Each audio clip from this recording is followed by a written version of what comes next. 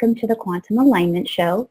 My name is Alana Heim, and I am your guest host today. Since Karen is off in Arizona, basking in the sun, she's also embracing all of the fellow human design practitioners and specialists that are at conference. So today I will be your guide, and we're going to dive right into integrating and aligning with your human design. So when we are gathering information about ourselves, we want to know more about human design, it can feel really easy to just go out there and get the information. So I'm wondering for those of you, if there's ease in obtaining that information, but does it feel hard in actually applying it in your life?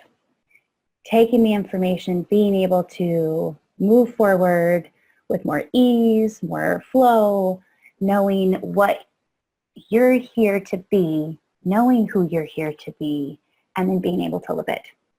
So I really wanted this particular Quantum Alignment show to be a little different, be interactive. So whether you're watching us through Zoom or if you are on the Facebook page, I'm just going to ask you some questions. We're also going to kind of go through, I usually teach with slides, and this time I thought, let's just have it be more interactive, have you guys participate.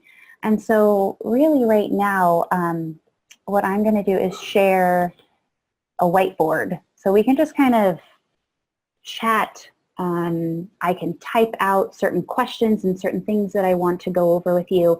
I've got Cindy who's with me who can help kind of facilitate and pop out any of the questions or any of your answers that I can't see while I'm kind of in here. So whether that is through Facebook or on Zoom, we're just going to dive in.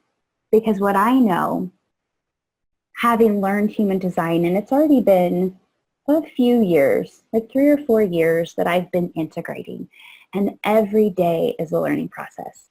Every day it's a matter of taking the information and really applying. And I have the head and ajna defined through the 6447, and I have the will and the emotional solar plexus defined through the 3740. So there's a level of having this disconnect, having a split in my chart, and some of you may relate. So if you can relate to that, just pop in kind of what's been hard about integrating some of these pieces. What's been hard knowing the information in your chart and getting you to actually move forward and integrate it. So let's just pop in here. I'm gonna type up some of these, and so I want you guys to answer, what's been hard? What's the hardest piece with living true to your design?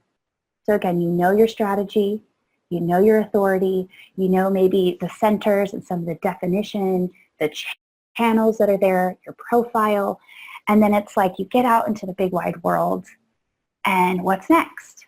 And you're trying to wait, you're trying to honor yourself, and sometimes we get stuck. So if there's anything, that's been hard, so for me, it's getting out of my head. And I know this is one of the pieces where we're taught to really just always be in our heads and to be thinking and creating from that place. And through human design, knowing your authority, we tend to need to go inward and to really feel what our body is telling us. So and I don't have, I don't know, does anyone have any comments or any thoughts? I'm not seeing comments yet, but having the same split, I can say that getting out of my head is, I will agree with that. And then where we differ is you're a projector and I'm a generator. So maybe you could talk about how people would follow that, strategy differently. I mean, because just going from myself, I would identify with, since it makes it to my throat, I would identify mostly with the things in my head first. So it's a conscious thing for me to drop down. Yes. Yes. So that is very helpful to hear, and I'm sure you guys can relate to this. So here's the thing. We can take classes, we can learn, we can get out there and be like, okay, I'm this particular energy type, and this means here's my strategy. And so we can get, it's that expert level of we want to be able to not know what we don't know and not know what we know. And sometimes we know what we don't know and we know what we know. But there's this level of sometimes when we say, but I already know that, it's a deeper level to dive in and to start retraining yourself to realize, okay, this is my strategy, but am I truly living it? And so I love that Cindy's a generator. And for all of you who are generators or manifesting generators, you are here to wait to respond. And I know that's difficult because I've worked with many different people and I've coached them. And it's always I know I'm here to respond, but then they're like, okay, so I'm going to go out and I want to create this in my business or I want to do this work. And to be able to have them pause and me ask, did you respond to something? It's the, oh, no, I didn't. So there's a level of conditioning that happens throughout our life. We learn suddenly human design and it's mind-blowing, it's life-altering. We just want to dive right in, but there's so many pieces of ourselves, consciously and unconsciously, that aren't ready yet, that are not ready to slow down, pause, and wait to take action. We did get some comments on Facebook. Mary on Facebook says she's a reflector here. What's hard for me is waiting a lunar cycle with big issues when I've always gone within to get the answers, even when I was a child. So that's a good thing with the... Yes. So this waiting piece. And so I love that, Mary, you're a reflector and you're bringing in your perspective. So let's back up real quick. And I love to really view the cycle of our human design types, this flow. So what I normally point out is the manifestors are here to create and initiate all of us. They really can spark this creativity, this new way of being, this, it could be eccentric, it could be outside the box. They're here to get it started. We need them. And when they're not initiating, then that kind of leaves us all wondering, whatever type we are, where are we in the process? So for all of you manifestors, we need you. We need you to initiate. What you do is you create this new process, this new way of evolving, of being, that the generators, the manifesting generators, get to build upon. So they're the builders. They're going to be the doers. The manifestors don't want to do. They want to just get it started. They want to step back and move on to something else. So we need the doers. We need the masterful builders that all of you generators and manifesting generators are. Now, you're not here to guide the process. That's what the projectors are here to do. They are here to come in and to see not only how to guide the process, but guide the people. And we need their wisdom to help nudge us and gently take us and guide us into the right direction to make the process more efficient. So Mary and the reflectors, you really are this kind of visual. You are the mirror to show us what's working and what's not. And the reason it's so important for us to be able to look to you to see where are we missing, where are we messing up, what's not working, because that then starts the rebirth of our energetic cycle of life for the manifestor to come in and say, wow, this needs to be tweaked. I can see it. I can see where this isn't working, and they get to rebirth a whole new process. They get to kind of reinitiate or take us in a brand new direction, and we start anew.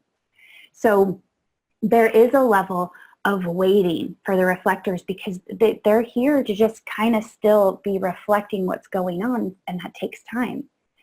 We're not going to be able to all serve on our own.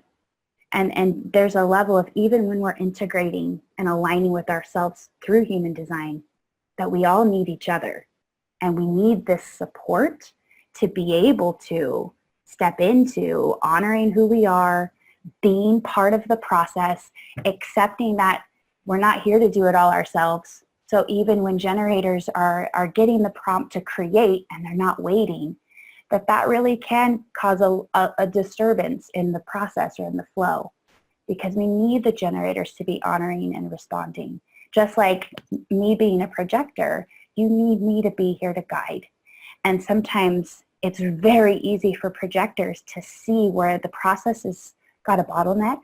Maybe it's stuck, the people are stuck, or something's just not moving in this flow. And we all need to honor each other and see the beauty in each of our energetic types. So as you just were finishing up talking about a projector, Amy on Facebook says, I'm a splenic projector, and what confuses me is that I'm not sure how to differentiate feelings, the emotional center, or anxieties from the root, from my intuition, splenic. Also, I'm not sure what exactly would be an invitation. Can my own intuition invite me? Like if I see a person and feel drawn to them. And what did you say her energy type was?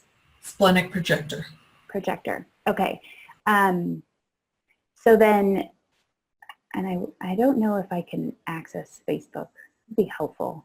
I'm both visual and auditory. So I'm like, wait, what did she say? Okay, so let me.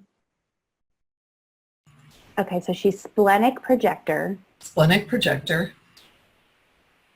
And so she wants to know how to differentiate the feelings. So if she's a splenic projector, she has an open emotional solar plexus. And anxieties from the root, from her intuition. So how to differentiate those, and Does she probably have speak to that, what really constitutes an invitation? Can her intuition be giving her an invitation to speak to someone? Yes, it can, because you're going to know what feels right and if there's kind of a connection. And again, you need an invitation, but you can give an invitation. So we have that reciprocal flow.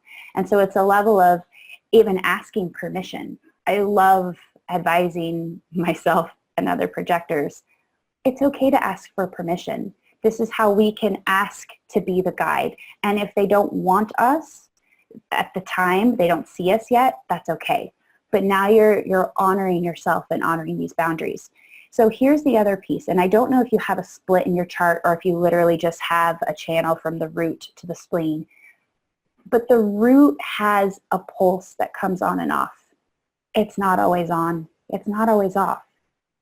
But there's a level of conditioning that can happen where you've believed it was always on, and you always have to be taking action or taking root from this adrenaline place and trying to push more than you're waiting. So I want you to just start to notice, what is that gentle nudge? When is this instinct or this intuition kicking in for you? And what is it saying? Does it, because you're a projector, does it limit or cause you to feel contracted? Because that might be your no. Or does it feel very light? Does it feel more expansive? Does it feel like this is what I'm here to do and I need to do it? That's where you get to really discern how your spleen works. Now, if you're feeling the emotional energy of others who are around you, what I've realized too, you may need to step away. Your spleen may have had a nudge, but you might not have heard it because you could feel the other energy so intensely. So this is where, to get away from others' energies, even though the spleen is so instinctive and instant, there's a level of you're still learning to listen to that energy versus the world's energy. And you may need to step away, go be by yourself, be in nature, and be able to reconnect and notice what the energy feels like inside of you. We're getting quite a few comments, and I'm having to actually take images of them because they scroll off of Facebook. So it's like Philip says, I'm a 1-4 manifester, emotionally defined, but find it difficult to create income. Okay. And so are you trusting your creative process? I'm wondering if you're really seeing that your emotional energy is this creative gift that shows you if you're moving toward what you really want or if you're moving further away. And so this applies to anyone with emotional energy. There's a level of when we're in the higher wave, we're moving closer to something. We're more creative. We see what we want. But anytime we have a dip in the energy, there's a level of emotion that's coming up because maybe we're fighting ourselves. Maybe this isn't what we want. So being this manifester that you are, and you have a very innate power inside of you, I am wondering where in your life it was squashed, where you were told no, you couldn't create, and where when you felt your emotions, you weren't allowed to honor them, and so you stopped listening to them. They can come back and comment back on Facebook if they need further. Okay. Is that what, does that feel correct to you? Yeah. So Melanie on Facebook says, I'm a 4/6 self-projected projector. Single definition, the only centers I have defined are the throat and the G with two channels, the 3313 and the 81. I think that self-projected part is the hardest and feeling everyone else's things. Could you comment a little bit on that? So you are very sensitive and you have a gift to be able to feel all these energies. So you also have the gift to be able to express who you are and what's coming through you.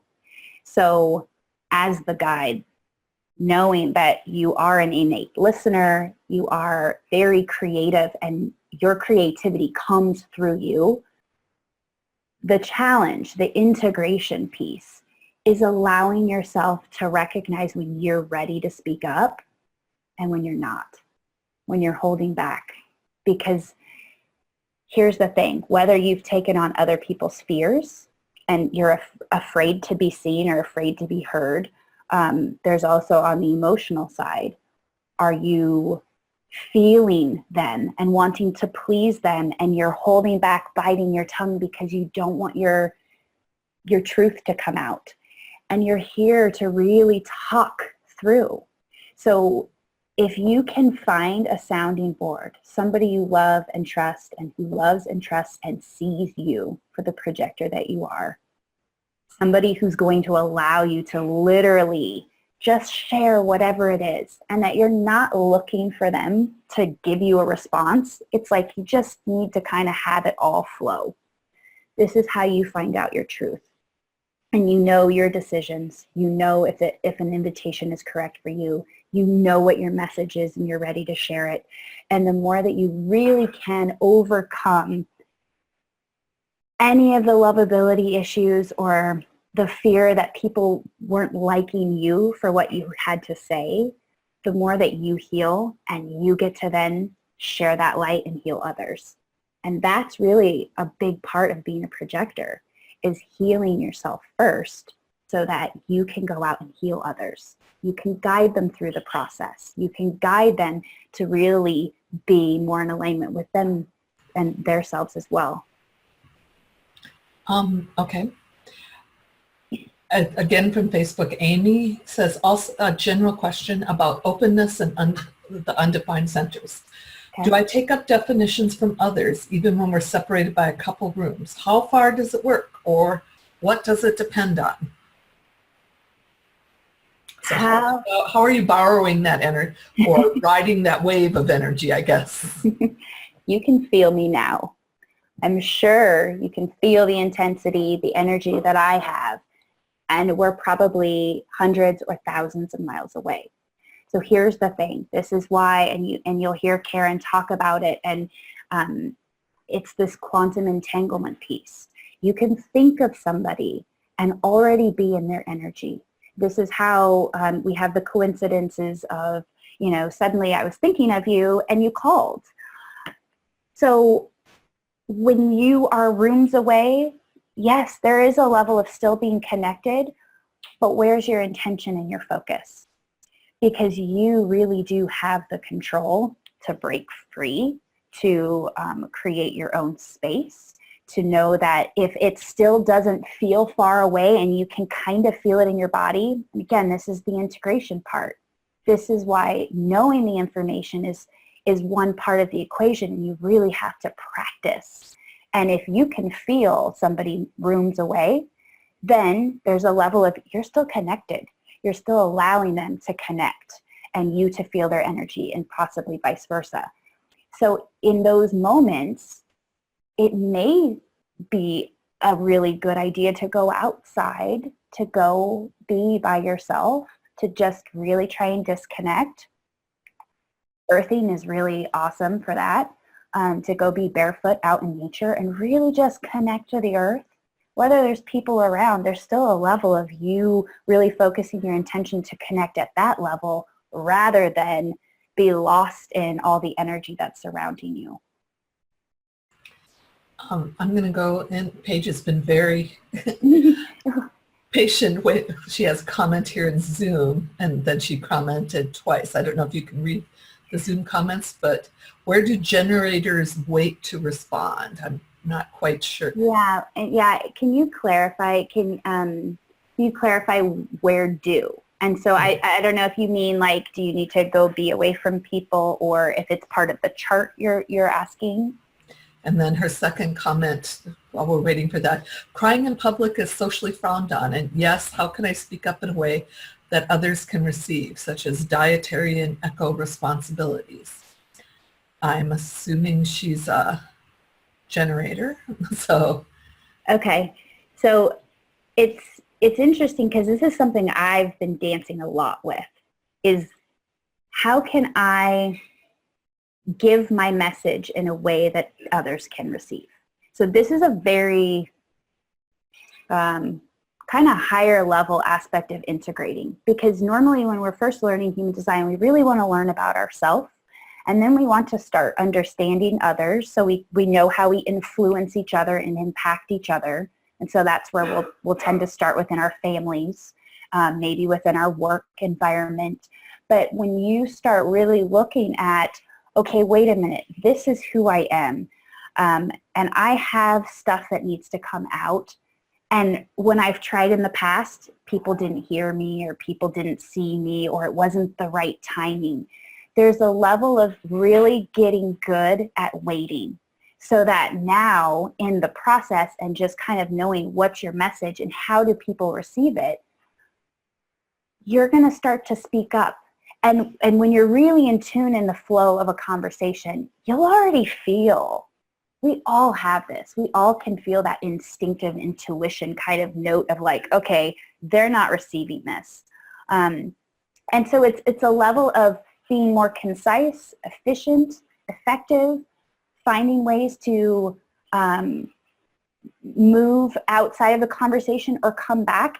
And if the emotions are coming up, and someone's crying or you're crying, it's okay.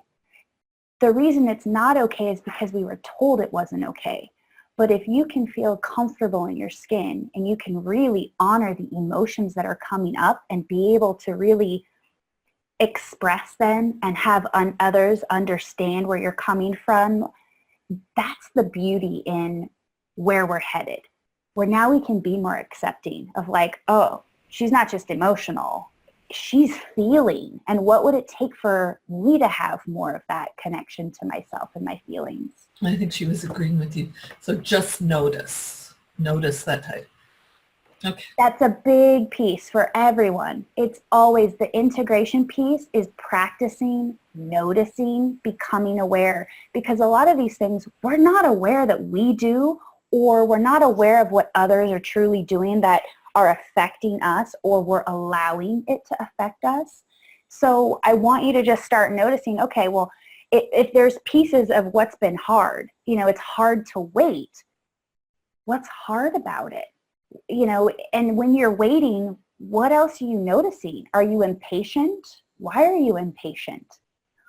Could you be creating or doing something while you're waiting, or you're going through the emotions, and if the emotions are hard and it's hard to not share them, isn't it harder to not share them? And couldn't it be easier for you to just finally express and allow them to flow and to feel them? Because I tell you, it really will open you up to see whole new aspects of yourself and the world around you, and where you have been letting others walk all over you instead of holding true to your own boundaries and your own value.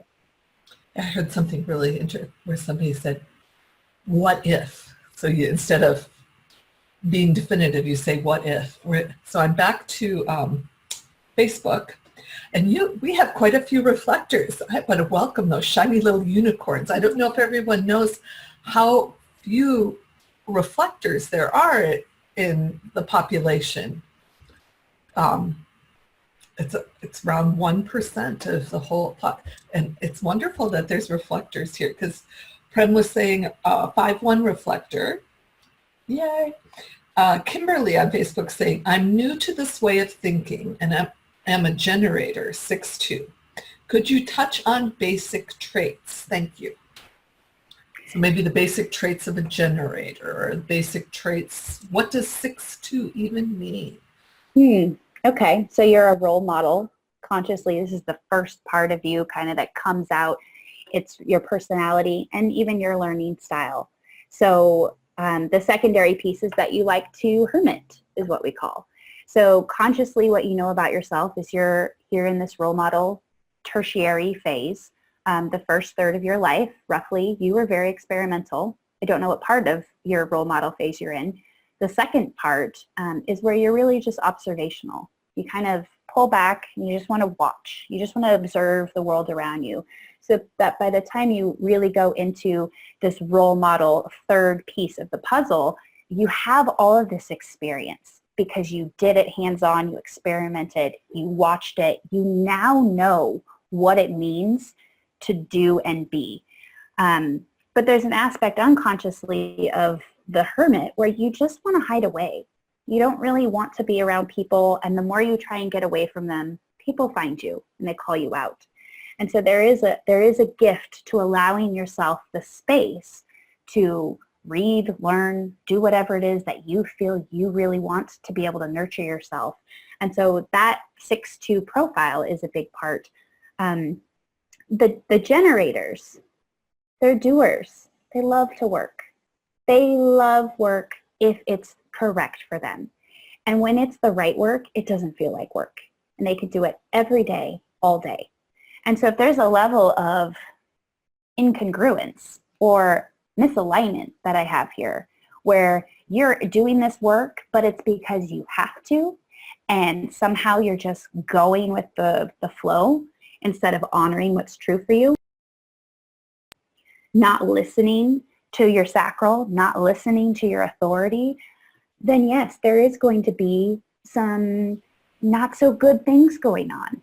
So you're here to respond to anything outside of you, never from within. So this is literally, maybe you spark the creative thought or idea of what would it take to start a business, and suddenly you're getting prompted, or you have a friend that's saying, oh my gosh, you could start a business. Do you want to do that? And now you get to respond. You get to let your sacral just vibrate and hum and feel really good and know what's true for you. And so we need the builders, we need the workers to be doing, because they have such enthusiasm and passion and mastery in what they do and what they can create through their work. Now, just since she was fairly new to it, the generator, you mentioned the sacral and you said the hum, but there's something, can you touch a little bit about, remember, generator here. So there, and I love how you said you respond to something outside yourself. That was really good. I mean, you might, as a generator, they might feel the hum in their sacral, but especially as a projector or having someone else ask what? Yes. So here's the other piece. Integration. You need practice, and you need to learn to turn your sacral back on. It's on, but you just don't hear it. And you've probably learned to ignore it. So your sacral is a powerful motor and it speaks to you. It is literally your GPS system right inside of you, and it needs yes, no questions. So if anybody asks you, how's your day? There's going to be a level of annoyance because you're like, ugh, what part of my day do you want to know about? It's too expansive. It's too broad. That question's perfect for projectors and reflectors and even manifestors. But for you, it's a level of, did you have a good day? Are you having a good day? Your immediate response is either going to be a yes, uh-huh, or a no, uh-uh. And so there's a level of getting out of your head. So again, what's been hard, a lot of us live in our heads. For all of you generators, you have to leave the head and literally go down inside your body and connect to the truth that is there. It may be buried beneath layers and layers of conditioned years of ignoring it, pushing past it, trying to please others, not necessarily following your strategy and waiting, but the sacral needs this communication through yes, no questions. So one of the pieces that I really encourage and recommend is you practice tuning in to your sacral. You can ask yourself yes, no questions. But if you need more support, and this is the piece with applying and integrating, when you can have a human design specialist or practitioner or somebody who can actually ask you yes, no questions to help you reignite that power and to hear and feel it in such a way that you're going to listen and tune in, that's already going to help you to integrate more closely with who you are through your sacral. I just want to, I wouldn't necessarily, and this is just because I have my definition in my head, ask myself yes or no questions because I already have an idea in my head what the answer is I want. That's why having someone else answer those are good. But in one of the conferences, actually, someone came up with a wonderful way to practice on your sacral. You can go through a menu because it's something outside yourself and go,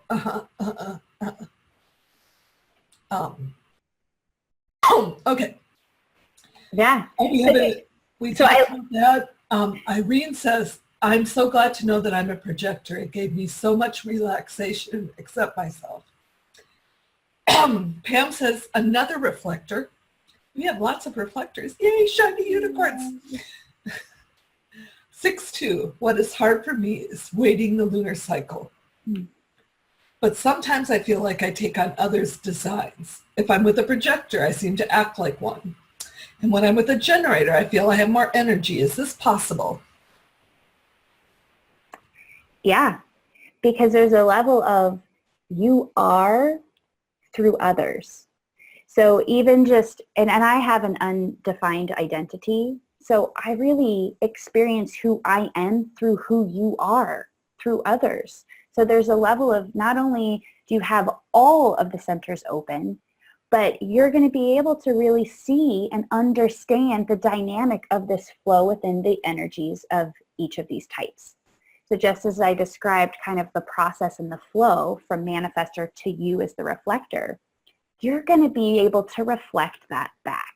Reflect back where maybe the guides are not guiding as clearly as they should, or where we can see through you where we need to step up and own our power, or just the same as you're going to be responding or feeling the energy of a generator and knowing what they should do or how they should be feeling. But again, you're the reflection. And so I love human design for this integrative piece, because a lot of times when we see somebody or we meet someone, we don't like them. I want you to just notice and become aware of what it is you don't like about them. Because oftentimes they are mirroring or showing you something you don't like about yourself. It's not really the person. And I know the line 5s can relate to this, because this is this karmic kind of mirror, and even the reflectors feeling like nobody sees you. because you're constantly reflecting. But there's a level of healing and understanding that, oh my gosh, I don't like this person because they speak up and they're too loud. But maybe that's because I really fear being able to speak up and be as loud as they can. I wish I could do that. And so there's a level of not liking someone for the gift that they bring because we wish we had it. And that's really an emotional quality that can pop up a lot. We talk about envy and jealousy being a bad thing. It's a beautiful, eye-opening gift to see what you want. And if you're jealous, it's because, oh my gosh, I really want what that person has. And until you can have that awareness, you're just going to run around feeling all these emotions and not knowing what exactly it's here to show you. And so there's always a blessing and a beauty in all aspects of the energies that are yours, that are of others, and together we can all learn so we can really shift the process and work together. That's great. I love how you're using the notice. Mary, which I think was one of our other reflectors. Yeah. Says, I love sampling the people around me. I thought that was an interesting reflector notice. Kimberly commented, definitely a hermit because you were helping her on the 6-2 profile. Oh my God. OMG, I'm thinking of doing my own side business. Thank you so much. Melanie on Facebook says, I turned 42 yesterday. I'm in Australia. So where you are, it's my birthday today. Happy birthday, Happy birthday. Thank you for being here. I'm interested in the 4-6 profile as a projector. How things will change over the next few years until the third part comes in. So she's 42 and on the roof right now. Yeah. So there's going to be a level of your opportunities are going to come through friends, family, coworkers, people you know. And there's just going to be this level of, does it really feel like something worth pursuing right now? And only if it feels right would you actually take action while you're on the roof right now. And so you might get invitations and you might say no to a lot of them. And that's okay because you can continue to wait and observe while you're waiting for the right invitation, for the right people, the right opportunities. And that's one of the hardest pieces. And so I have the misalignment or resistance because I want you to recognize where in you is there truly resistance? Is there truly, oh, I don't want to do that, or a fight, or, a lot of coaches out there will tell you that you're just in resistance. You just need to get out there and put yourself out there, and they don't honor who you are. So you're going to feel inside whether something is true or not. And so I want you to recognize, where is it misalignment? Where are you doing the things that don't feel correct? And you've been listening to everybody saying, yeah, you're right. I just don't want to do that because I'm afraid. Well, what if you're not afraid? What if it's your spleen telling you it's wrong timing? So there's a level of you starting to recognize inside of you first rather than listening to the world outside of you first. This is how we start to integrate, because even when I coach and guide clients, I love guiding you to see the truth of who you are and give you different options, different things to ponder, and to recognize what's true for you. But if you have people in your life who are telling you what to do, they're not asking you what to do. Just the same as if you're trying to tell the world and the universe and God what you want instead of asking for it, there's a level of disappointment and the bitterness and the frustration that comes through telling because we're not waiting. Then we're pushing, All right, so I have these questions here for you to start to ponder and recognize, are you asking or are you telling? So when we live in our head, we tend to tell what we want, meaning I've got a plan. I know how this is going to be. I have a business, so it's real easy to be like, I'm going to go out and get this many clients, and I'm going to do this and this and this. But I'm telling the how. I'm telling what's supposed to happen. When in reality, I don't know what's going to happen. I should be asking for what I want more of. I should be asking for the guidance or for things to show up, because that's how I'm enjoying the journey. Now, I want you to just recognize, are you waiting or are you pushing? We all need to wait, even the manifestors, even the splenic manifestors, because there's still a level of integration or right timing or whatever piece that may lend to them, even if they're not emotional. We all are here to wait. Waiting's hard. It feels hard. But the more we do it, the easier it gets.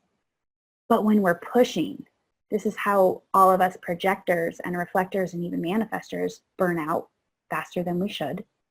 If you're pushing against even the hermits out there, if you're pushing to get out and be seen when really you want to be quiet and private for a while, or for, like we've talked about, some of the line 6s who are on the roof, who aren't ready to come down and take action. If you're pushing against all of those pieces inside of you, it makes it that much harder to really honor your design and integrate it and be you. So do you feel or do you think?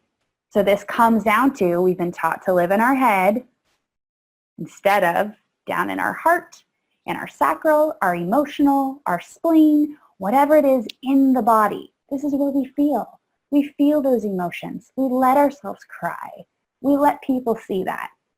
And if it bothers us, that's more of the integrative work that needs help and support and guidance. But when you can cry and you don't care what people think, you're in your power. You're in your gift. And we need more of this feeling because it guides us. It is a part, it's the biggest part of our authority in knowing, are we making the right decision? Do you listen or do you ignore?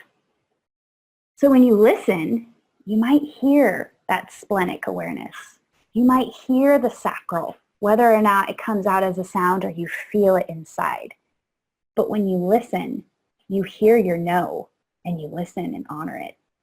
But when you ignore it and say yes anyway, this is where all of our conditioned themes come in. We feel angry, we feel frustrated or bitter or disappointed.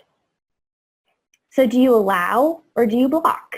So we know that we're all here to be supported.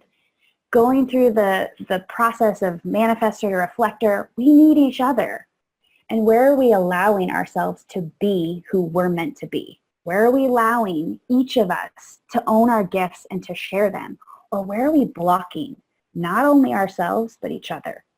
And blocking the gifts that are ready to come out. So just like the self-projected projector who was like asking the question earlier, there's a big, powerful, creative message coming. It's here, it's ready, it wants to come out. But are you allowing it or are you blocking? And so this last one, do you evolve or do you remain stuck? So the fact that you're here, you're wanting, you're thirsty and hungry for more information about human design, there's a level of, you're already evolving. You're evolving to a whole new level. And sometimes when we allow ourselves to feel and to listen and wait and ask, now we're not so stuck anymore. And that's what's usually hard, is we feel stuck. And even as you're learning and growing and evolving, there are always going to be stuck points. Generators naturally have that kind of plateau, stair-step learning system. So there's always going to be a part where we kind of have to integrate and really face head-on this stuckness or this hard piece in our life.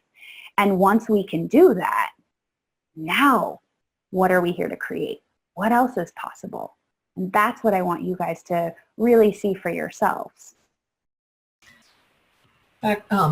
Just Paige was saying for these questions, will right timing be when things are easy then?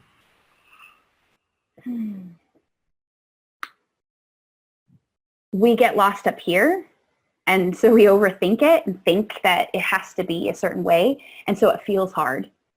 When it's brand new, just like for anything, whether you were first learning to ride a bike, it wasn't easy. So I want you to know that it gets easier the more that you really listen and you tune in and you trust. So when it's right timing, you're just going to know. You're going to have the feeling. You're not going to question yourself. You're going to get to a place where even when others are doubting or questioning your actions because it's not what they would do, you don't care. You know in your heart, in your body, 100% that you are integrated and this is your truth. And then it feels really good because there wasn't much stress with that. But when we have lots of stress, that's what makes it even harder. Okay, Amy on Facebook says, so I have an open root and I have a lot of existential fears. So I understand it now. These fears probably aren't mine, as existential things are rather connected to the root. Is that right? And if yes, how can I finally disconnect from whoever energies I am still aligned with? Well, some of this may be ingrained in the patterns you've created inside of you through your brain and your cells. So the awareness piece is always the first part. Once you're aware of it, now you can start to notice it easier and easier and more often, that you get to start changing your reaction to it. So if there's a fear, remember, fear is just in the moment. You can push through it. But if you've allowed it to control you, this is how it becomes chronic and it feels so scary and it doesn't feel like you can move through it. So just recognize what are these fears, and the pressure that you have having this undefined root is real. There's always a pressure to get things done. There's always a pressure to be taking action. And so there's a level of you've got this pressure, but then you've got these fears. And so you might just be stuck. And so what I recommend is, again, notice what's coming up. And if you need guidance and support to help you through this or to even break down some of these barriers, that's really important as well. And so there's many of us specialists and practitioners that can help using different tools, using the chart, using our innate gifts to really help you to break through and overcome. Because once you have the fear, it's not there forever. And actually you can start to see the blessing in it. It shows up as an instinct to give you guidance, but you're going to know when you really are trusting and listening what's true for you. So fears aren't necessary, because she's saying would the fears be in the root? It's not. A lot of times the fears, since you said instinctual, would probably be more in the spleen, right? Yes, because I'm assuming, I don't know if she has some fears, but if she's feeling fear, I'm assuming there's got to be something that's pulling from the spleen down to the root. And then you have the pressure. Yes, because it's always wanting to move that. There's a direction. There's gates and channels moving from that root to the spleen for you. And so there's a level of, I don't know if you have hanging gates. I don't know if you've been around people who had some of this definition that you're really feeling and wanting to change. And that's why you recommended, working with a specialist, human design specialist, that can help pull that out. And I still like you brought noticing there. Nikki on Facebook said she's a 5-2 profile. And then she had a comment that I'm in a community that pushes for results, and I feel awkward honoring my waiting. So I'm wondering if it's the right group for you. And I don't know other aspects of your chart, but where is this pressure serving you or harming you? And look to this misalignment resistance piece, because more than likely when people are after results, they tell you you have to take action. And so it's very fast paced. It's like go, go, go. And if you're not hitting the pavement and running and sprinting to try and suddenly do an ultra marathon, even though you've never done one, there's a level of you are going to have this anxiety, but you're also going to have this truth inside of you that knows if this is true for you. And if it's not true for you, you're here to wait. You're here to wait for the right timing. And that's okay even if they don't see that and they tell you otherwise. I want you to align with your truth. That's what you're here to follow. You're not here to follow like everyone else. And there are too many coaches and people out there that tell you to do it like them, but you're not them. And you will not be able to do it like them, and then you'll beat yourself up. because you failed or it didn't work or you didn't get the results. And so again, are you telling the results you want, or are you waiting and asking for them to create and manifest in a way that you never thought possible? Okay, since we started a little late, I have two more questions. Okay. One on Facebook and then one with Paige in the Zoom room. Okay. Margie on Facebook says, my husband is a reflector. He is a very authentic person. But since he has all the centers open, where does this authenticity come from? Depends on who he was around, where he learned. But he may just really know how to tune into the energy and has practiced and learned it instinctively, and to know what's true for him and not settling. Usually there's a big piece of the identity. So I see a lot of defined identities who are very much like, this is who I am, and they won't waver. You know, they're pretty strong. So whether he had any strong identity people around him that were very confident and knew that it was okay to be true to themselves, he may have picked that up. He may have learned through his life experiences of seeing it time and time again where people weren't authentic, and he knew who he's here to be. And then there's one thing that,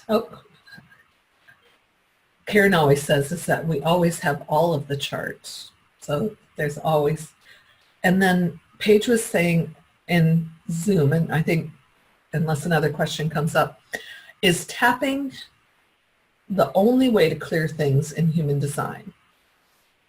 No, we learn to use one of those tools, emotional freedom techniques, with the chart. And it's a really cool way to be able to get down through layers and not only cellular memory within yourself, but generational and ancestry. But there are many modalities, and you can certainly use, you know, I do like muscle testing, and that will help you at least give you clarity. And some people will then know where to work. And so they might turn to NLP or even talk therapy. Yeah, talking to therapists, or healing codes or emotional codes. There's so many variations. And again, a lot of these are on this energetic level. So if you can find a tool that feels right, that helps you move the energy and to really clear not only the mental and the physical, but the emotional bodies and these other layers, that's what's going to be key.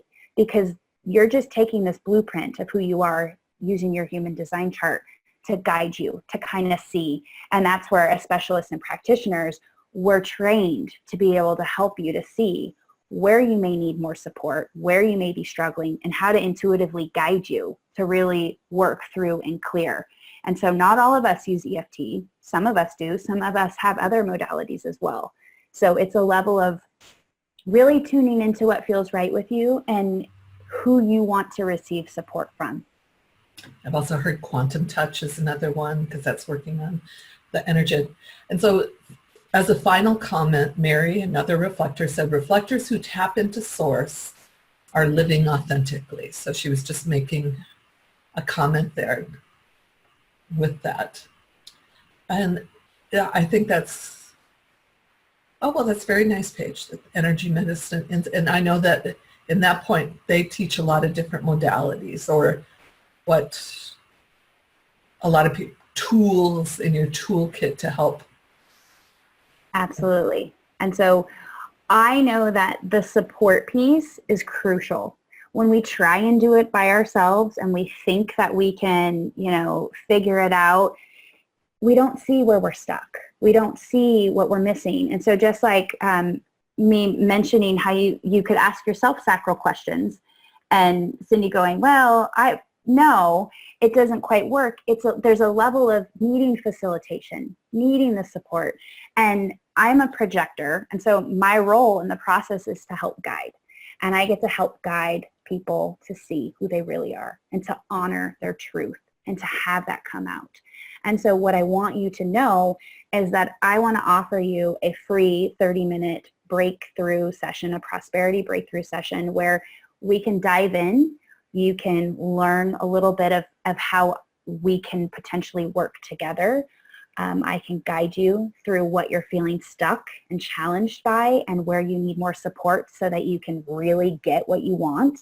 And in that 30-minute session, we can just really talk where you can get more of this kind of support even, we've done a little bit of it today. But what I know is that when we learn on our own and we think we can do it on our own, it's really where we find that we need support and we're just not ready for it. And so I want to offer this just as a free call. It doesn't mean we have to work together, but if this is the support that you need to get you more integrated with who you really are and taking these next steps to really live authentically, then I want to make sure that you have that support.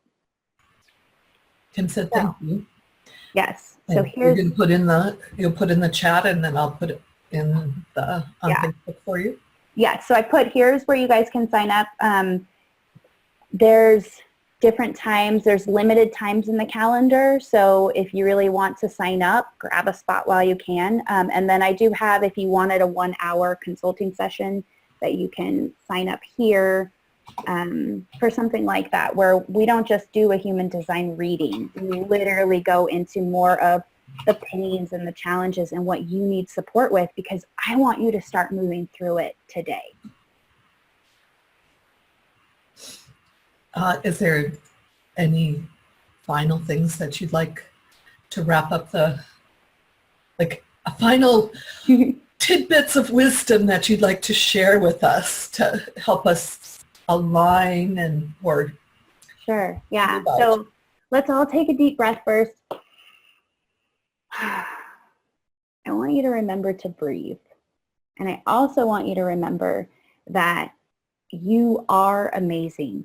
And there's even this level of you are perfectly imperfect and you are consistently inconsistent.